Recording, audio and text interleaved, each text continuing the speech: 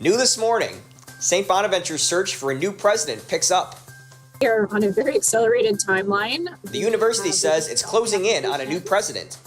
So what is the search's timeline? The Senate is moving toward the plan I laid out yesterday to spare the American people a manufactured crisis.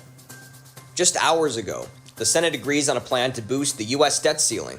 We'll tell you how much it will be raised. The man in charge of Bonnie's baseball for 36 years is retiring at the end of this year. Our Ryan Bolin is out in the field with more. SBU-TV starts now.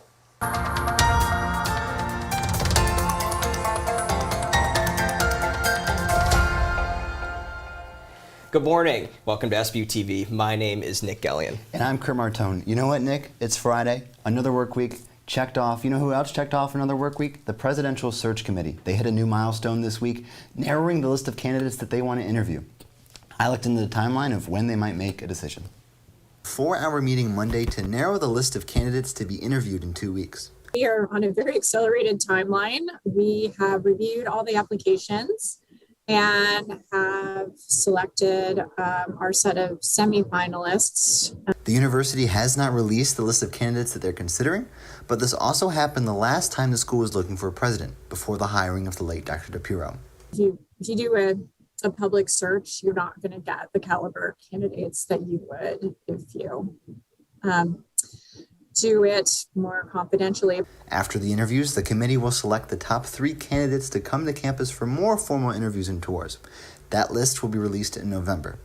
Shortly after those visits, the search committee will then make a formal recommendation to the Board of Trustees. Normally, the trustees will go with a recommendation of the search committee. They could decide not to. That would be highly unlikely, but but they're meeting in early December and they want to vote on that to be able to make an offer so that we would know, presumably there'd be some back and forth negotiation with whoever it is. But hopefully the university community will know sometime in January who our new president is going to be. For SBU-TV, I'm Kurt Martone. Last night, the Senate voted to extend the nation's debt limit. The vote passed 50-48. The deal will increase the debt ceiling by $480 billion. That is enough money to keep the United States Treasury running until December 3rd. While the Senate has passed the proposal, the House now has to vote to approve before sending it to President Biden's desk. Treasury Secretary Janet Yellen says that if the nation does not increase the ceiling, then it will manufacture a self-inflicted crisis. The Facebook whistleblower has been revealed. Frances Hogan, who previously served as a product manager for the social media giant, says Facebook knowingly used its platforms to spread misinformation and hate. She released pages of internal research and documents that she says show the company prioritized profit over public good. Facebook is pushing back, calling the claims misleading and citing the work that they've done to try to keep people safe on the company's apps. Hogan is expected to meet with the House Select Committee, who are investigating the January 6th siege on the U.S. Capitol. And the committee says it would like insight from Hogan on how Facebook was used to fan the flames of violence at the Capitol. A few weeks ago, Olean Intermediate Middle School principal Joel Witcher came under fire for comments made at Fresh Fire Worship Center in Olean. The district now begins addressing the community about the situation. Rich Williams has the story. This week, Olean School District addressed community concern about comments made by middle school principal Joel Witcher at his place of worship. In a notice added to their website, the district states they are aware of concerns about a particular employee and are, quote, addressing this matter promptly. I'm not crazy, I'm kingdom. Mr. Witcher has continued to preach at Fresh Fire Worship Center since taking a leave of absence from his position at Olean Middle School. These clips are from his most recent sermon last Sunday. So people are going after things in the spiritual realm, coming against the Church of Jesus, not understanding where we operate from and how we think. I have not been able to contact Superintendent Rick Moore this week, as he's been out of his office, according to his secretary. I reached out to Mr. Witcher this week multiple times through email, but did not hear a response. Olean community members and students continue to express concern, most recently at a board meeting Tuesday evening. The student petition created to have Mr. Witcher removed from his position now reached 2,200 signatures. For SBU-TV, I'm Rich Williams. New, now, next. An Allegheny County home was destroyed by an explosion on October 2nd at 12:15 p.m. New York State Police said a natural gas leak may have caused the fatal house explosion. New York State Police and multiple fire departments are at the scene. Nearby, hunters saw the roof of the house go 20 feet above the house. In front of it, the police identified the deceased body as 71-year-old Dan Michael Church. Church's wife was not at home at the time of the explosion. 4 children were hurt Monday afternoon in a collision between an Amish buggy and a Ford F-150 pickup truck. State police said the collision happened at about 4 p.m. at the intersection of County Route 80 and Rogers Road in Farmersville in Cattaraugus County. Troopers say that the buggy was carrying children, failed to stop at a stop sign, and then was hit by the pickup. The 4 were taken to Oshai Children's Hospital, where 2 of them are still in critical condition.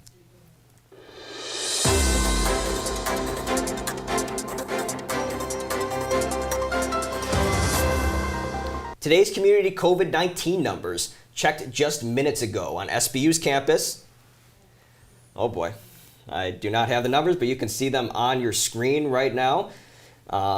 We have the active cases, the recovered cases, and we're going to go to the Cattaraugus County numbers, where you can, again, on your screens, see the active cases right now in the county, and the total deaths that have been at the county. After 36 seasons in the dugout for the Bonnies, Larry Sudbrook calling it a career. He announced this week that he is retiring. SBU-TV sports director Ryan Boland joins us live from the Handler Park with more.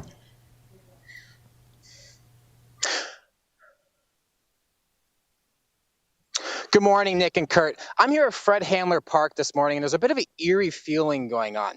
Bonnie's generations, new and old, they may have come and gone, but one thing that stayed particularly consistent throughout those years, that third base box over there being occupied by Coach Larry Sudbrook during baseball season. Now, we obviously learned earlier this week that Coach Sudbrook is going to retire at the end of the calendar year, but I had a chance to speak with him and a few Bonnie baseball alumni as we learned to face this new change within the Bonnie's baseball program. The real thing is what's happened the last 2 days, and that's hearing from, I don't even know, a couple hundred guys that played for you. Larry Sudbrook is a staple here at St. Bonaventure. For 36 years, he's worn a Bonnie's uniform and coached the Bonnie's baseball team. This Monday, he announced it was time to hang it up as his career at St. Bonaventure comes to an end.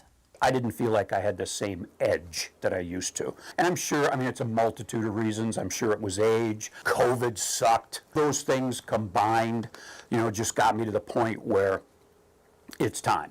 1,500 games, 36 seasons. That's how long Larry Sudbrook has been at this third base line for his Bonnies. And now that'll forever be a part of Bonnie's history. It was always great to go to a game no matter where it was and to see him behind the bench.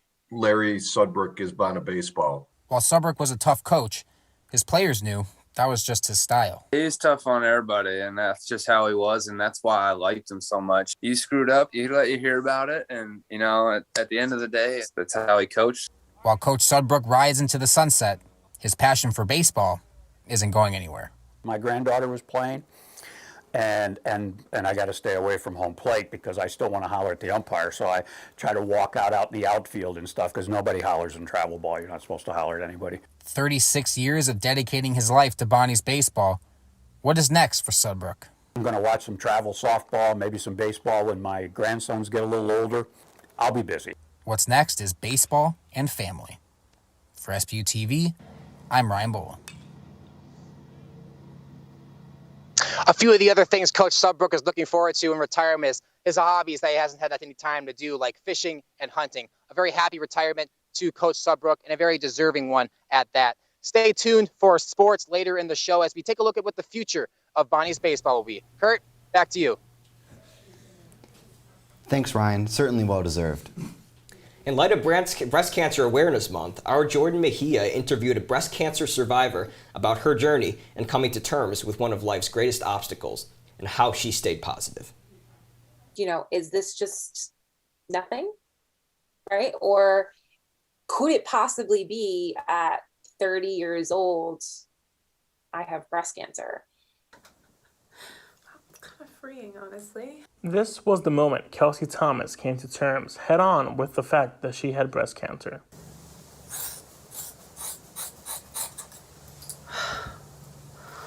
My mom is a RN in radiation oncology. So it was kind of like her worst nightmare coming to life. As treatments continued, Kelsey's hair began falling apart, and instead of hiding it, she embraced it, making it become part of her.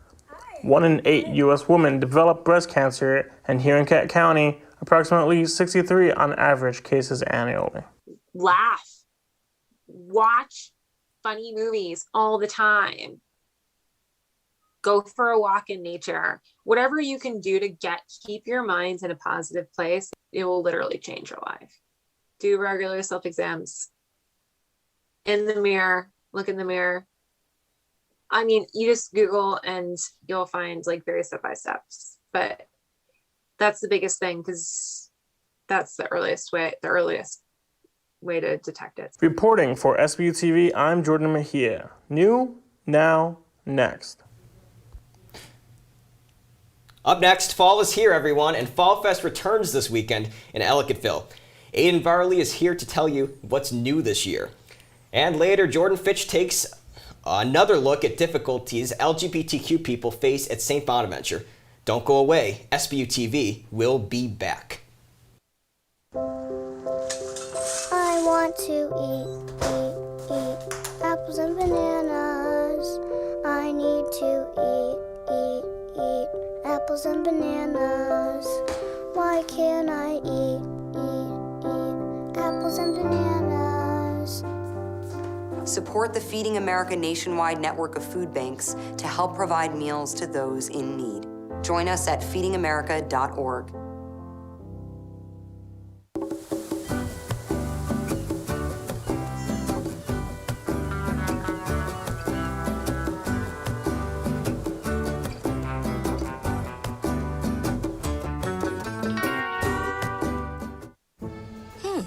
Maybe you can make retirement happen. After all, you made home ownership happen. Homeschooling yourself on loans, beefing up your credit score. So I'm pre-approved. You were like, yes! Sorry. Color coding listings, ticking boxes, and flushing every toilet in a 20-mile radius. Home sweet home. You aced house hunting. Now get the tips you need to get on track at aceyourretirement.org. The black truck? Hey, Christina from accounting. Yeah, hi. Hey, I used to date a girl named Christina. Oh, really? Yeah, and then she dumped me for my best friend. You want to see some photos of them that I took? I don't. I thought we talked about this, buddy. Buzz and overshared again? Yeah. Yeah. I'm gonna call a car. That's a smart idea. So, yeah, I know, that's why I did it. Hey, you're gonna get back to the top of the mountain. Does that mean I'm gonna get back with Christina? No. Oh. No. I think it's just vapor and flavors. It won't hurt my kid like cigarettes. Get your head out of the cloud. Talk to your kid about vaping. Visit talkaboutvaping.org.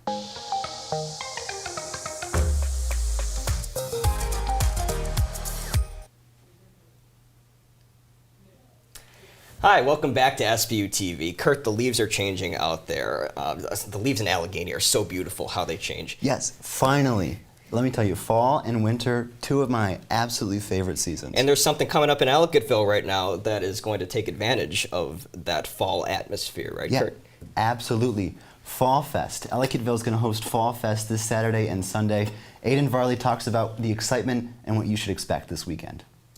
The Village of Ellicottville will host Fall Fest Saturday and Sunday from 10 a.m. to 5 p.m. Chairlift rides at Holiday Valley will be $10 per person. Holiday Valley also changed their fall foliage lift from the top of the mountain to the top of Morning Star lift. Holiday Valley will have sky-high activities, music, cookouts, and a trail run. This year, there will be no carnival. I talked to a local businesswoman about what to expect this weekend. We anticipate that most of our traffic is going to be out-of-towners.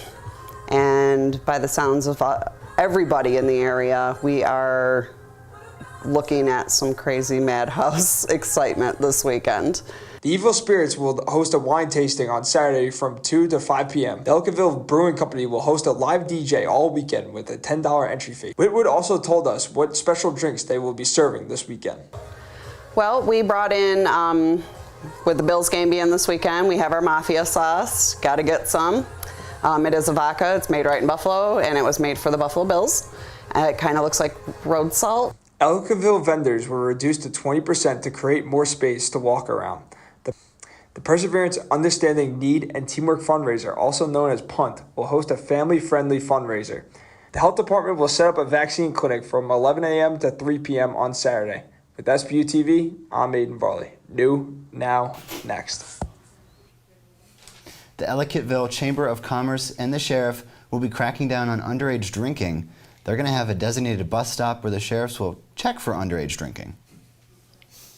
Wednesday marked the end of Francis Week festivities at St. Bonaventure University.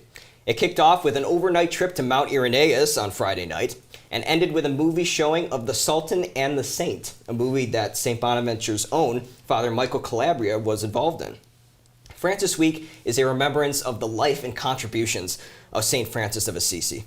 In memory of the Friar Minor, University Ministries held a block party Monday featuring trivia, human hungry hippos, and, of course, pet blessings.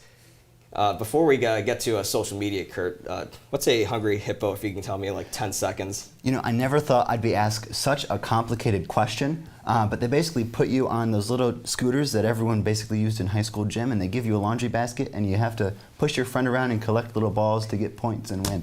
That sounds really weird. Yeah. And now on your screens, SBU-TV's social media handles. Give us a follow on Instagram and Facebook. We'll keep you in the loop with all things St. Bonaventure and Cat County. Coming up, the latest on an oil spill spewing more than 100,000 gallons off the California shore. And later in sports, Bonnie's soccer star Cristina Torres scored a game-winning goal on her birthday this week. How the goal connected her back home in Puerto Rico. When we come back, stay tuned.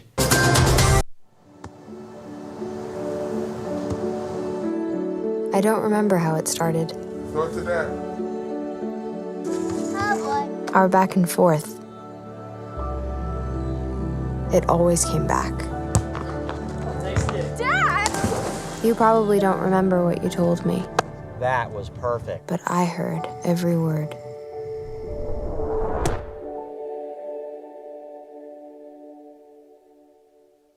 When I was in foster care, I never knew when I would have to move, so I always had my suitcase ready to go. Then one day, I was adopted. My new parents opened their hearts and home to me. My parents cook my favorite breakfast for me every morning. My parents take me on trips I never thought I would go on. They gave me a home and an even better reason to use that suitcase. My parents aren't perfect, but they're perfect for me.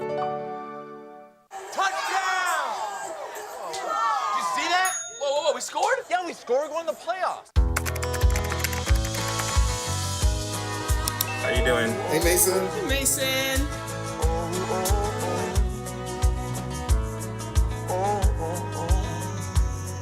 Thank you. A place to make my own. A place that I call home. This place that I call home. Being prepared is a part of who you are, but it's especially important in the case of a disaster. Be informed about possible emergencies in your area. Make a plan that covers where you go in an emergency. Build a kit with the things you need to survive. There's no one more capable of planning for your situation than you. Start your plan today. Go to ready.gov/myplan. Welcome back. October is the beginning of LGBTQ+ History Month, which marks a time of celebration for many people at St. Bonaventure. The month was established in 1994, and it observes the community's history and recognizes the growth of the Pride movement. However, what does this month mean at our Catholic university, and how does that change celebrations for Bonaventure's LGBTQ students? Jordan Fitch has more. LGBTQ+ History Month has begun, and St. Bonaventure is no exception. But it begs the question, does the Pride movement conflict with St. Bonaventure's Catholic background? I asked that question to former university chaplain and current Associate Vice President for Student Affairs, Father Ross Chamberlain. So all people are made in the image and likeness of God, regardless of any opinion that someone else might have of that person.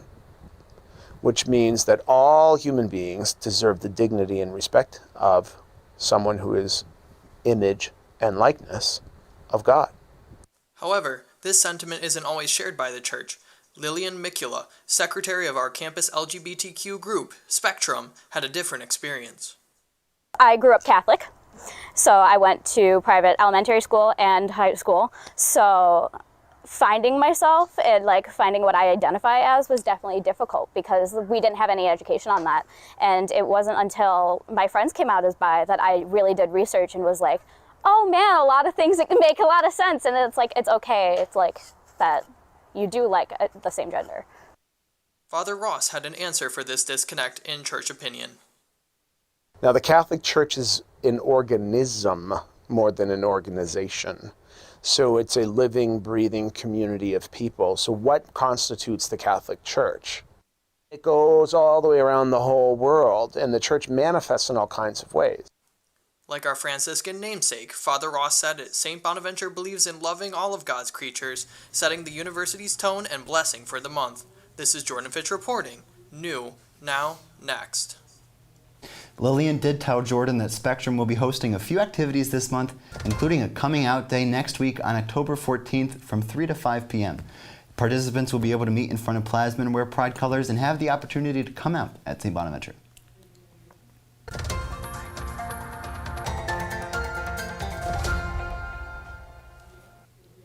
A pipeline that leaked oil off the coast of Southern California has spewed more than 100,000 gallons of oil into the Pacific Ocean.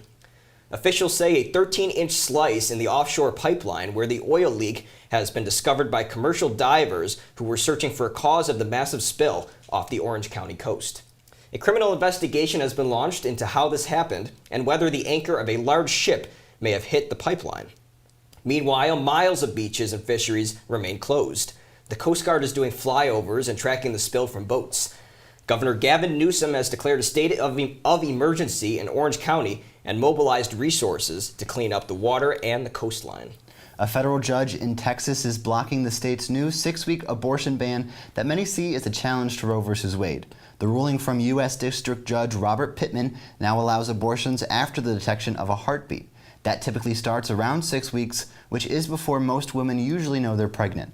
That now blocked law forbids the exceptions in the case of rape or incest. A group of Texas abortion clinics say that the procedures will resume for now, but the state attorney general's office says that it will appeal and it could win in higher courts. Both the region's appellate court and the U.S. Supreme Court have previously allowed the law to stand. This week, a school shooting suspect released from jail on bond after turning himself in. School shooting suspect 18-year-old Timothy Simpkins faces 3 counts of aggravated assault with a deadly weapon after opening fire at Timberview High School in Arlington, Texas. Following the shooting Wednesday, Simpkins turned himself in to police. He was released Thursday afternoon on bond. 4 people were wounded, including a 15-year-old who was in critical condition. The other 3 injured are expected to be okay. Coming up after the break in sports, our Ryan Boland gives us a look at who will be leading the Bonnie's baseball team in the spring, and Leah Lockwood is in to take us through a huge soccer week. All that and more. Stick around.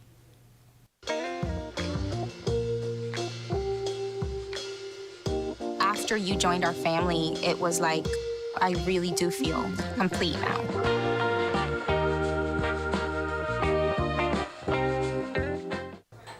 Put the keys down, Kevin. But I'm gonna drive home. There are several warning signs present that you shouldn't be driving. My text to emoji ratio has gotten a little out of hand. A little? Yep, I'm definitely gonna call a ride home. Freedom. It's at the core of who we are. The freedom to live without fear, to jog where we please, to wear a hoodie. The freedom to breathe.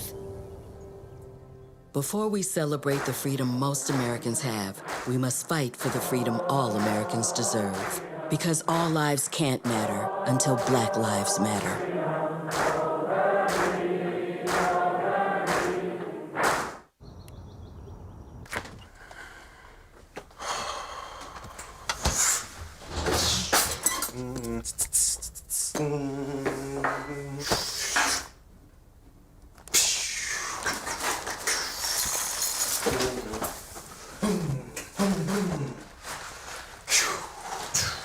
What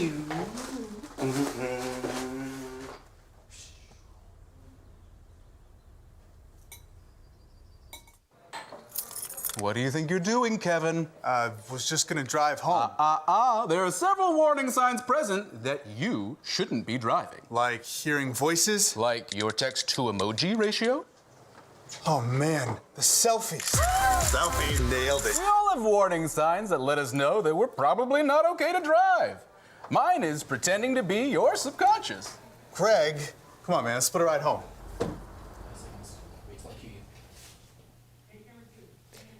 Welcome back this morning to SBU-TV. We now head over to sports with Leah Lockwood, who is in studio with us this morning. Leah?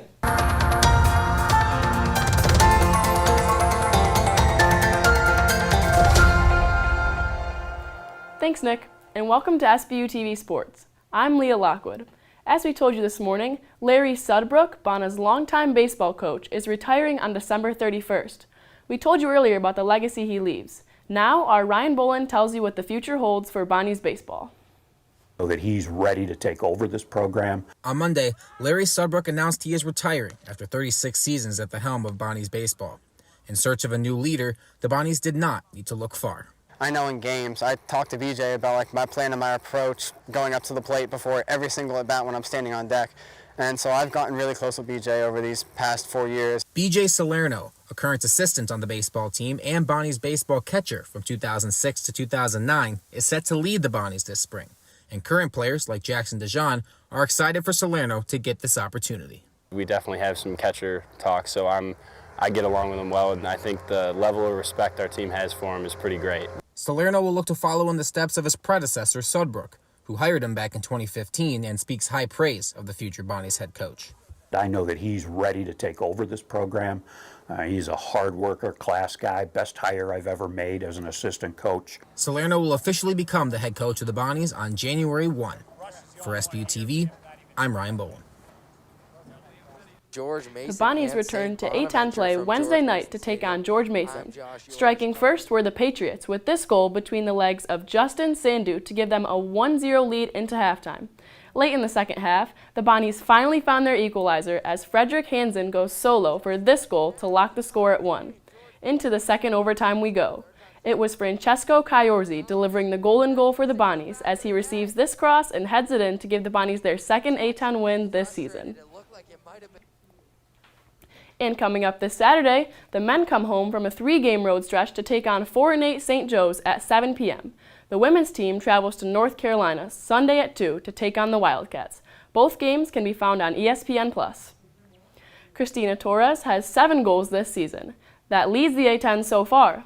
Her family flew in for last Sunday's game against St. Joseph's, bringing her journey from the Puerto Rico national team to St. Bonaventure full circle. SBU-TV Sports' Christopher Roy has the story.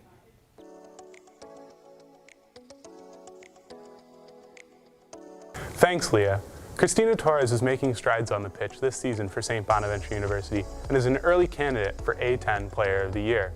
Christina, talk about your journey to St. Bonaventure University and your relationship with Coach Podarski. He's very good friends with the former Puerto Rican national team coach. We actually came here to St. Bonaventure as to play against the Bonnies. I just always kept in touch with Steve and he kept in touch with me. Talk about the support system that you have with your family back home in Puerto Rico and your teammates and coaches on the pitch. I always feel the support from my parents and from my family. They always get together at my aunt's house and my parents' house and just all watch the game. All my teammates and coaching staff have made the transition very smooth. It just feels like I'm in family. What was it like having your parents here for the St. Joe's game and to score the game-winning goal, especially because it came on your birthday? It's for sure, I guess, different to know that they're out there and they're watching. My brother was like, oh, I thought you were gonna miss it, like the PK. So it was nice to just score it and then tell him you were wrong, you know? But it was so early on that it was just, we just went back to just focusing on the game, score more goals. Finally, what do you hope to do after your collegiate career here at St. Bonaventure University?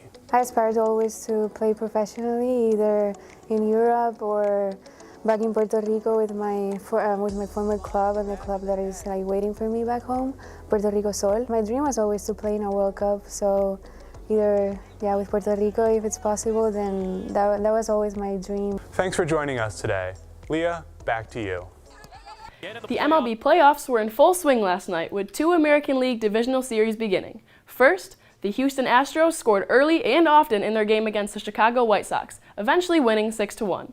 Later on, the home run-happy Tampa Bay Rays blanked the Boston Red Sox 5-0, and the Rays' Randy Arozarena became the first player in MLB postseason history to hit a home run and steal home in the same game. Both series, as well as the National League Division Series, continue today. And don't forget to show off your Bonnie's knowledge with our Trivia Tuesdays. And don't forget to follow us on social media at SBU-TV Sports. Thank you very much, Leah, and nice job. Don't go anywhere just yet. Social media handles are up on your screen right now for SBU-TV. Let us be your one-stop shop for all the local news you need in your community. Well, Kurt, it was an absolute pleasure to anchor with you. Handshake, first of all. Let me tell you, it's been great. Thank you guys so much for joining us. I'm Kurt Martone. And I'm Nick Gallion. That's all for today.